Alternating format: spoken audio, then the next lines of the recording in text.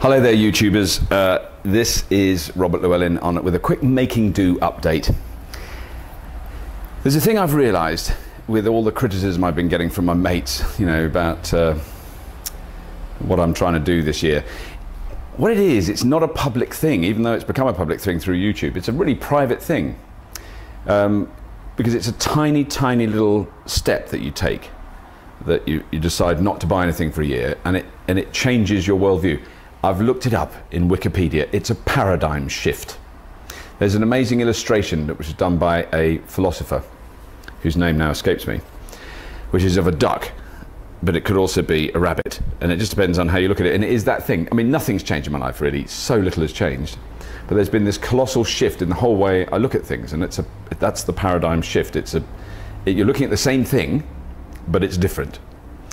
And that's really what's happened. I mean, I'm looking at the world around me and the consumerism and the marketing and the hype and the new stuff and the new thing and the latest whatever.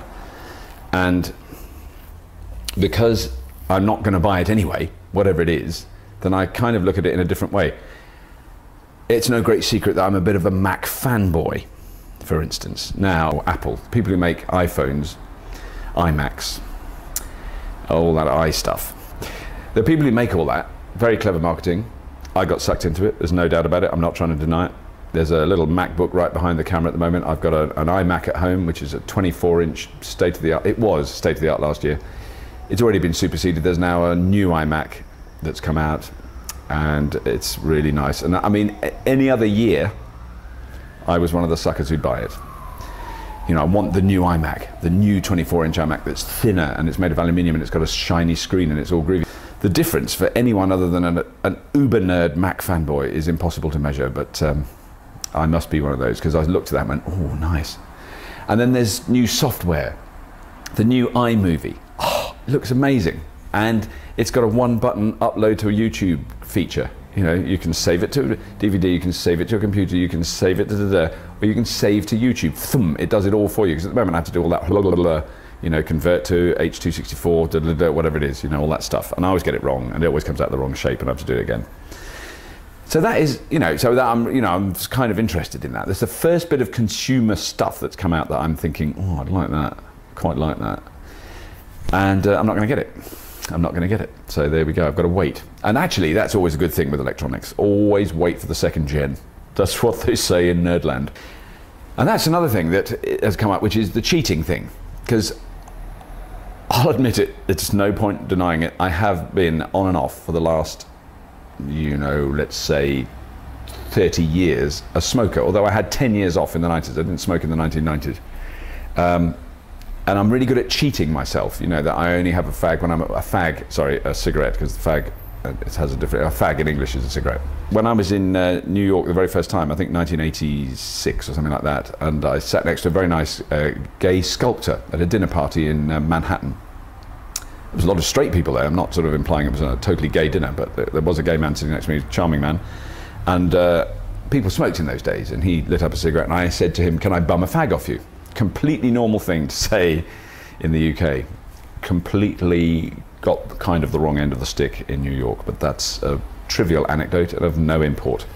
So, so smoking. So what it's really made me realise is that, because I could cheat at making do, I could cheat. I could go and buy something new and not tell anyone, and no one would know. And somehow that's part of this paradigm shift. Somehow it's clicked something over. I can't let myself cheat at this. It's certainly not as hard giving up buying new stuff as it is giving up smoking. There's no question of that. I'm definitely a nicotine addict, and I've been struggling with it for years. At the moment, I can honestly say I'm not smoking. I'm not telling you to fuck off, or even using an old archery expression that was shown to the French during the Battle of Agincourt, that I have my two fingers ready to pull back my bow. No, nothing to do with that. But I'm not smoking at the moment, and today is one of those days. I'm in London today, I'm not with my family. There have been occasions, I'll admit it, when I've bummed a fag off myself on days like this, but I haven't, and I'm not going to.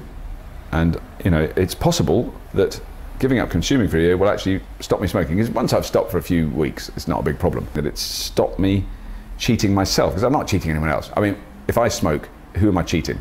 Myself. Who else? Possibly my children if I cark it very suddenly. But you know, not really. It's all internal. So the whole experience of making do has been a very internal journey. There is that thing where you do try and cheer yourself up, don't you? By even if it's buying a new hat or a pair of gloves or a pair of shoes if you're a woman. And in my case, it's buying a new hard drive or a really long firewire. That's made me happy. It's hard to believe, but I have actually walked out of an electronics store with a plastic bag with a very long firewire in it, and I felt really good. I felt that I could really achieve something with that. How tragic is that? I think it's been worth it. I do think it's been worth it, and there's no way now, you know, in the remaining part of this very damp, dull year in England that I can suddenly stop doing that. So I'm going to keep going. So if you have been, thank you for watching.